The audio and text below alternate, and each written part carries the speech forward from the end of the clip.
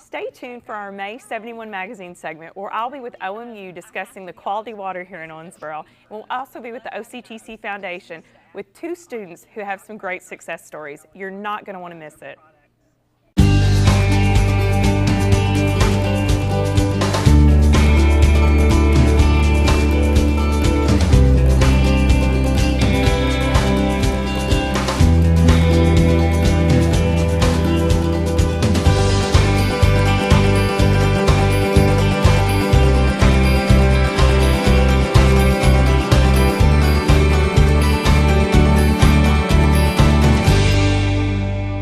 Hello and welcome to 71 Magazine. This is our May segment, and we'd like to thank OMU for serving as our underwriter.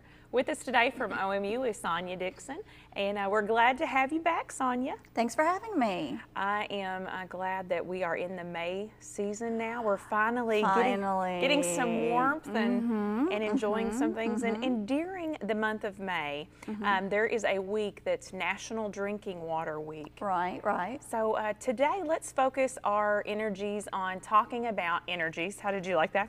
Let's focus our discussion around drinking water. Right, right. I know many people are unsure, do I buy bottled water or should I drink my tap water? And you all have some really great information to customers about the quality of the tap water. Well, you know, first and foremost, I think if you live in Owensboro, Davis County, you're proud of your water. I don't know how many times I hear people talk about how good our water is, particularly when they travel or they go someplace else. So we're very proud of our water, not only because it tastes so good, but also because it's so affordable. And one of the reasons it's so affordable is that we use groundwater. And I think it's really important to understand that because groundwater is protected in some ways. You can imagine surface water is more vulnerable, such as the Ohio River, which a lot of people probably think we get our water from there, but we don't. We have a huge underground aquifer that runs kind of along the US 60 area, US 60 East area. And we're very, very fortunate in that water is filtered through just natural filtration, and it's protected from a lot of surface things. Not all, but a lot of surface things. And we pump that water out, and we don't have to do a lot of treatment.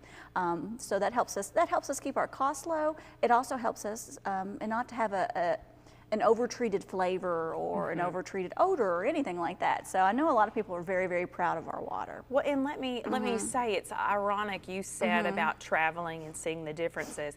I was in a convention here at the Owensboro Convention Center recently, and there was a man behind me and my colleague, and he was not from the area, and he asked us, can I drink the water here? And his reference was because we were on the Ohio River. And I basically went into this wonderful spiel about we really do have great drinking water. We really do have great water, you know, drinking water. And I'm going to use my cheat sheet because I won't be able to remember all these. But it's interesting to me, we do have very affordable drinking water, and we'll talk about that in a few minutes. But Americans consume 8.6 billion gallons of bottled water a year. Wow. That's a lot. And that's a lot. And let me kind of talk to you about that a little bit. What's interesting is that 25% of that is bottled through municipal sources. So they are going from a tap into tap water. It's tap water. And so that's interesting to me. Another interesting fact is that 22% of the bottled water that was tested did not meet stringent state guidelines. So that's important to know. Also, a lot of bottled water never crosses state lines, so it's not subject to FDA regulations and that sort of thing. Whereas your drinking water, such as here in Owensboro, is subject to EPA and FDA. So certainly, and we test our water. I think it's over 3,000 tests a month that we run on our water. So very, very stringent. So you're getting good quality stuff. And I always like to think about, you know, what happens with those bottles as well. Sure. Because, you know, you're creating, and only 1 in 5 of those bottles are recycled, which is interesting to me. So most of them are being tossed. And what happens when you toss them? Then they're going to the landfill. Right. So 3 billion pounds of plastic is produced and put into landfills as a result of bottled water. So we just celebrated Earth Day, so I wanted to make sure we got a chance to talk about that. Sure. You know, it's thinking about, you know, also your water is available at your tap. It's not transported to you. Right. It's not brought to you. It's not shipped to you. You go right there and you turn it on at the tap. Well, one of the things that you referenced was the quality. Now, you all have a water quality report that is available for those interested in seeing that, which is, before I have you say that, I'm going to kind of piggyback on something you said. where that would really come in handy, you just referenced that some of the other guidelines aren't being met when someone's consuming a bottle of water from a store or what have you. If you look at this water report, you know what you're getting, right? You do know what you're getting, and we actually have an archive of that. If you were that interested and wanted to dig in, you can look at it. It's a report that is actually reviewed by the state. And we published that. We did provide it as a bill stuffer for a long time, but we started learning that people really wanted to see that online. So at omu.org, please go there. Please look through the water quality report. It gives you a summary of our water source, a little bit of information. It gives you our test results for the last year. It gives you just a general overview of how the water is produced and gives you lots of good information and who to call should you have questions.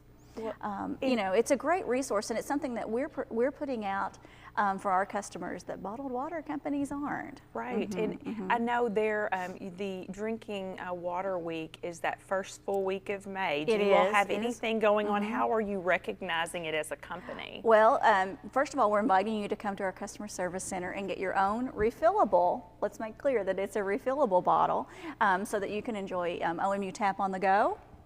Perhaps, and you can fill that. We want to remind you that you never should leave any plastic bottle in your car where it can get hot.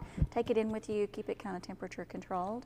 We're also going to be providing lots of information during that week, and we'll have lots of information on Facebook and all sorts of other places about your drinking water. And so there's an interesting statistic on this bottle about the affordability of refilling bottles. Can you tell us what that is? Well, what's interesting is if you bought this bottle full of water in a convenience store or someplace like that, you'd pay about $1.60. Right, for that, just this one bottle of water, drink it, it's gone. You can refill this bottle 5,680 times for that very same price. Wow. So it's, you know, it's fascinating to me, and you're saving money, you're saving the environment. You know, you're getting good quality water, and if you want to learn more about it, you can even find out more about it. So it's just so affordable. You know, the fact that we are a groundwater utility means that we don't have to treat as much, means that we don't have to put as much in there, and that saves us quite a bit of money, and it helps us bring you a good, affordable product. Right, it comes back to the customer. It does come back to the customer, it does. And I think, too, about all those times, and I think about many events that we attend, people offer bottled water, but if we could supply them with a refillable bottle, get a little exercise while you're at it, walk over to the tap, fill it up. I will say, ironically, before we began our segment today, several of us here around the studio had bottles of water that were all refilled. And we were speaking amongst ourselves about, and it is because again, the quality of it is the quality and it's so affordable. If you add up, let's say you drink 8 of these a day. Imagine if you were buying bottled water, but imagine if you were filling it. Right. You're paying so very little, so very little. And you know, we know what we're doing. You know, we pump about 13 million gallons a day on average, so just for our area, and our peak is 19 million gallons a day. I want to remind you that even if you live in Owensboro, you know that your water comes from OMU, but did you know if you live in Davis County, it's OMU water. We have a great partnership with the 3 water districts in our area, and they deliver OMU water to you, and we're very glad, and they're obviously pleased with the quality as well. So we're very proud to serve not only the 57,000 plus in Owensboro, but the 40,000 plus in Davis County as well. And you know, as a person, our jokes were I happen to live in East Davis County, and I have the same quality water I had when I lived right in town here in Owensboro. So and we're glad to do that. I mean, I think if you talk to anyone at OMU, and particularly in our water department, they're very, very proud of the water quality, and they're very proud that they're serving not only their immediate community, but they're reaching out into the county as well. Well, with us discussing it, the discussion of it, if anyone has any questions or needs maybe a little bit of help reading the water report or those types of things, how do we as always, call 926-3200. We'll be glad to answer any questions that we can. If we will even put you in contact with our water quality analyst if you have any questions. Once in a while, someone will call in, for instance, and they have some questions. You know, we can deliver water to your home, and then there can be some issues within your internal piping even. And if you're having some questions about that quality, we want to talk to you about that, and and we want to answer any of your questions as well. So whether it's us delivering it to your meter or it coming into your home, we still want to talk a little about that. We want to make sure that you're still getting good quality water, and if we can help with that, we will as well. And I know you said you all have a Facebook page that you update with things. So throughout the month, you're going to be putting tips on there. And right, we have lots of information. You know, our water is incredibly affordable, but we always want to give you tips on how to conserve and use that wisely. And we also have just a lot of information about the quality of your water. For instance, that it comes from an aquifer and not from the Ohio River, and you know, what our major costs are and what it takes to get the water to you. We want you to be able to understand that. We're trying to share a little bit more information about our 2 water treatment facilities, and I think you've probably noticed in the paper and heard in the news some of the issues we're having with one of our filter buildings. We want to keep you abreast of those things. Sure. and get good information out. But as always, if you don't find it online and you haven't read it on Facebook and you still have questions, you know, you can. It's one thing not to have electricity in your home. It's very uncomfortable, and we know that you need it, but not to have water. We understand what it means to not only your quality of life, but your life, literally, physically. Right. So we do take that very seriously. So certainly call us at 270-926-3200. And we always want to stress the point that it's local people, local service, delivering that great water that that we're consuming daily. Those people that you're talking to on the phone are drinking that same water. That's right. And using that same water. So we certainly want you to give us a call if you have any questions. Well, Sonya, thanks so much for joining us, and we hope that not just this month, but the rest of our year is very successful, and that people are taking advantage of these refillable bottles and getting it from the tap. Right, whether it's an OMU bottle or it's one that you use continually, we want to invite you to, try OMU on tap. Well, thanks so much for joining us today. Thank you. Thank you for joining us for this segment. Stay tuned. We will be back with the OCTC Foundation, and we're going to be talking to 2 students about their success stories at OCTC. Our communities are bright, vibrant safe havens for our small town lifestyles. We don't fear much, and not much comes our way that is out of the ordinary. Our communities are also richer than most of us know in diversity and population, religion and culture. More than just a handful of counties nestled in the western part of the Bluegrass State, we are poised to open up and discover those around us. Differences drive us, inclusion claws at us. Thought-provoking open-mindedness will be our charge into the next generation, learning along the way what it will take to transform us into a true 21st century leader among communities.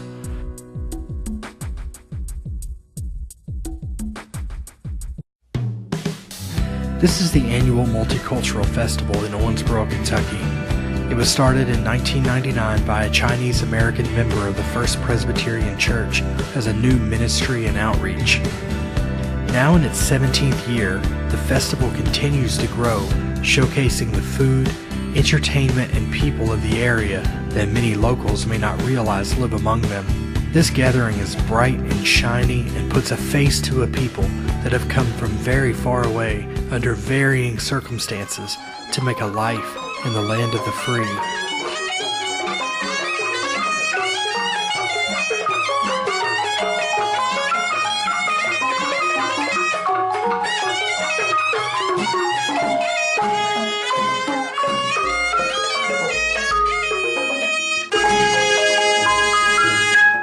Burma is located in Southeast Asia, bordered by China and Laos to the east, Thailand to the south, Bangladesh to the west, and India to the northwest.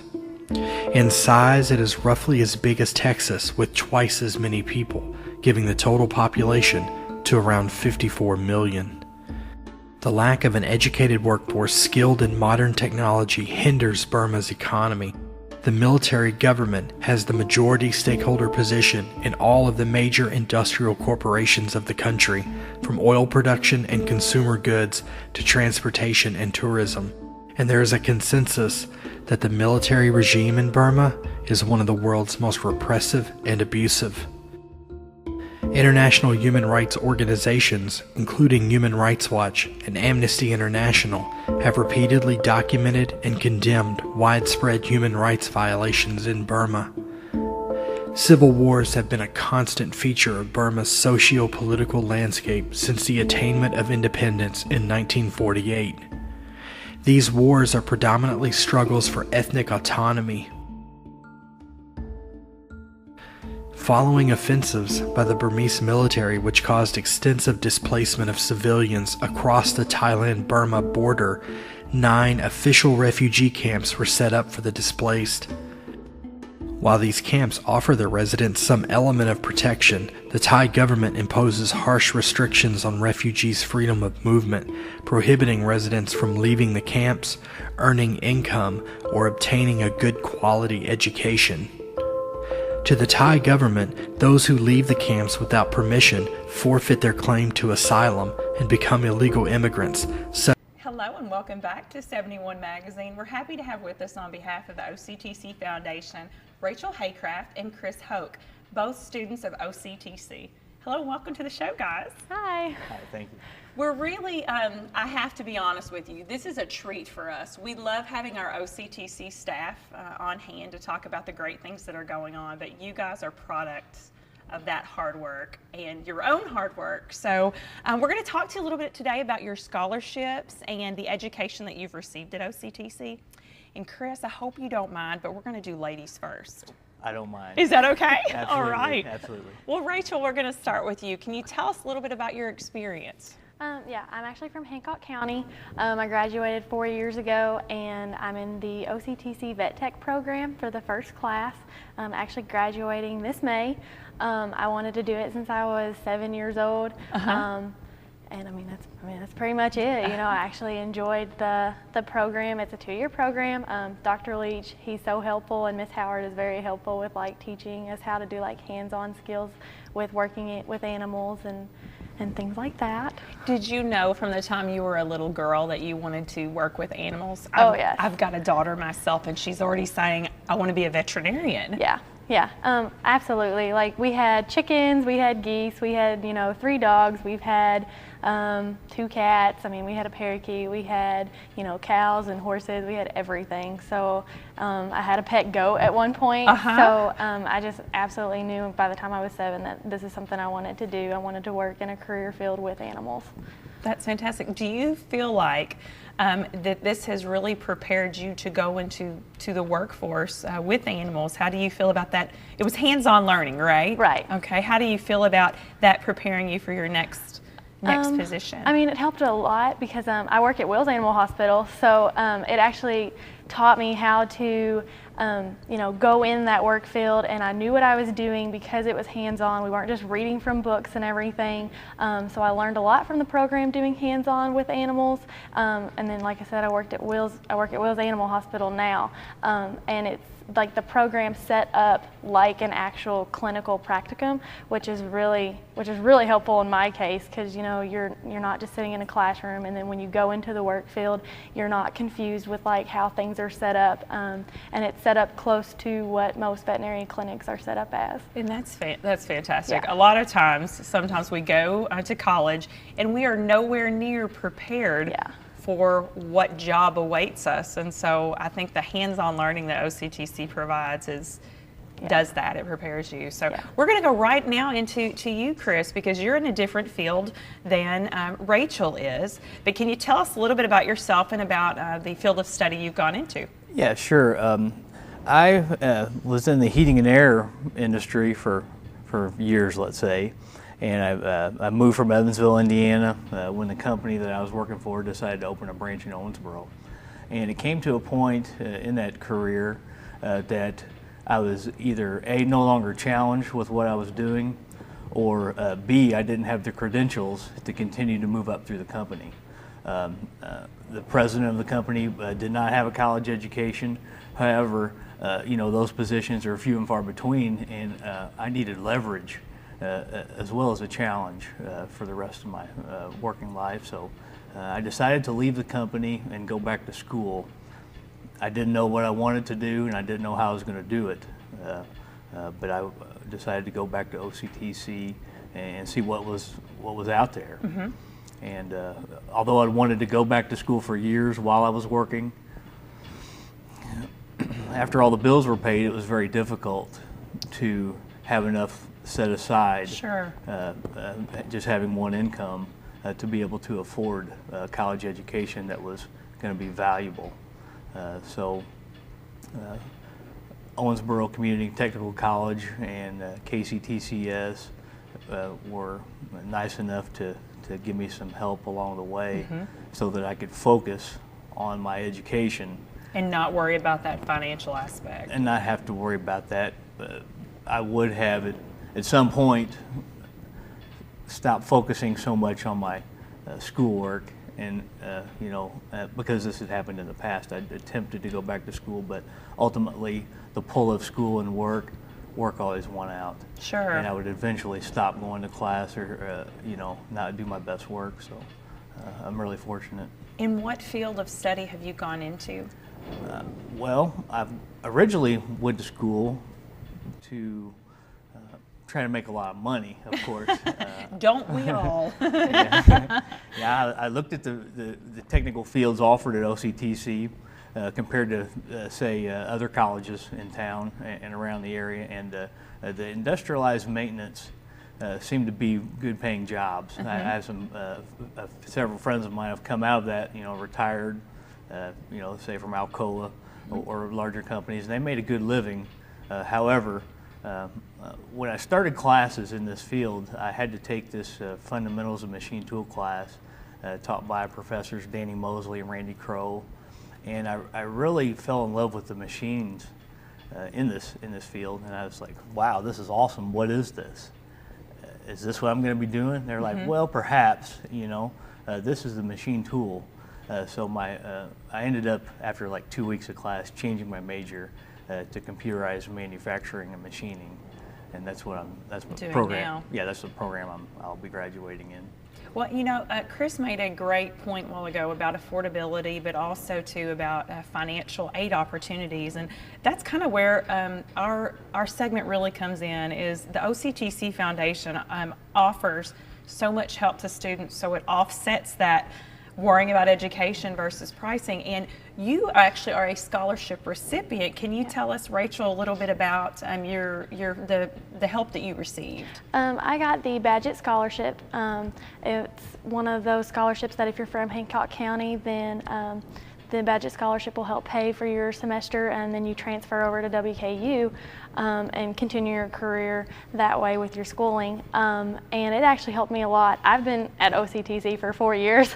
I did my basics and then was going to transfer to WKU to do the pre-vet. But then the program here started, yes. So I wrote a letter to him, and he ended up paying for the next 2 years for my schooling because I was so close to getting into the vet tech program, and that helped a whole lot. I haven't paid for a single semester. Oh, wonderful. So it helped a lot because the vet tech program, it does take a lot of your time. So I didn't have that much time to work, and pay for Yes. school. So I'm actually graduating with debt free. Oh, and that's awesome. wonderful, isn't it? Absolutely. So it's actually very rewarding to me. Sure. Because he helped me out so much, and he has no idea, how much of a burden that can be, and it's just great. That's fantastic. And the gratefulness is, honestly, it is exuding from you. Yeah. So I think of our viewers, we always tell people if they're watching this segment and they feel the need to donate to the foundation, you guys are the reason why. When you can see how grateful a student is that they had the opportunity to receive a quality education at an affordable price. Yeah. Or at a debt-free Yeah. price in your case. Now, Chris, you also have received some help, and can you tell us a little bit about that? Wow, where to begin on the help? I mean, it's come from all directions since I've been in the state of Kentucky. I'm very grateful for everything that this state and the city has done for me. Green River Area Development District has paid a good portion of my tuition, paid for my books. That has allowed me to use the KCTCS and the Owensboro Technical College scholarships to live on, to allow me to focus on studies and be creative. Mr. Larry Miller has helped me out personally through the school, and anytime I would be in a position where hey, I may have to go back to work, I don't necessarily want to, but the school was always there for me to say, just tough it out, just keep going to school, we'll see what we can do to help you. And the scholarships, of course, I had to put in the work. Yes. The first semester, the money wasn't there, but as I worked hard, got the grades, got my legs beneath me academically, and continued to progress, the school is willing to be more helpful, obviously, Sure. because they wanted to see some improvement. And they saw your effort going into it. Yes. Yeah. So as I improved, the school was able to find more resources to support me and to back me up. Well, we've this month you all have become graduates of OCTC, and I know we have traditional and non-traditional students that will be watching our segment today. And if Rachel, I'll start with you. If you had something to say to a young person about staying locally and going to school here, what would you say to them? I mean, it just depends. I'm a homebody. So, I mean, it's okay to stay locally because it does help. There are a lot of people in this community that, want to help you strive and reach your goals. So I guess just never give up, because there was times where I just didn't think I could do it anymore with the money issues and everything. But yeah, just don't give up. Wonderful. And Chris, what would you say? Well, I would definitely tell the young people to take advantage while they can of the opportunities in front of them. I know I went straight to University of Evansville right out of high school, and I was given an opportunity then that I didn't take advantage of. And there was a lot of years after quitting school there of working hard and never being able to get ahead, that I look back and say, man, I wish I would have taken it seriously. But the thing is, the people at this school, whether it's U of E or USI or Owensboro Community and Technical College, the people at this school where I ended up are amazing people. Yes. I mean, they're very special, from the administration to the professors. I mean, I just it's amazing how the quality and how smart they are. Yes. I can go to them for advice on anything, so it's just a wonderful place, and I can't express in this short amount of time what the people at that school mean to me. The gratitude is jumping off at both of you. And as we wrap up, one of the things that I want to ask is, where do you see yourself in the future? What are your goals moving forward? I'm actually going to get a bachelor's, so hopefully I can do that at WKU and finish up there to be a technologist. And then I plan on moving to Michigan and getting a job up there. Wonderful. Do you want to work for Dr. Pole? I'm going to try. We love us some Dr. Pole at our house. Yeah. We do. So as soon as you began speaking, that's who I thought of immediately. Yeah. And Chris, so what are your future goals? Well, the short-term future will be to continue my education. I've already been accepted as a student at Western Kentucky. Wonderful. Possibly in the advanced technology, advanced manufacturing facility down in Bowling Green, in the engineering building down there, or perhaps at WKU Owensboro, with a focus on technical management or systems management. It's kind of up in the air right now, but it's going to be one of those two, and I'll be looking to start working as a machinist. Now I'll be able to make enough money to actually work and go to school at the same time with this degree, whereas before I wasn't making enough money to pull that off. To do both. Right. Yeah. Well, we can't thank you enough for being here. You're truly both ambassadors of Owensboro Community and Technical College, and I hope, and I'm sure you'll probably agree with me, if we've got people that are watching today and looking for a place to give their money, they should invest in OCTC through the foundation and help other people like you guys go back to school or go to school. So thanks so much for being with us. No problem. Thanks for having us. And thank you for watching our May segment of 71 Magazine. Stay tuned, we have more great community programming.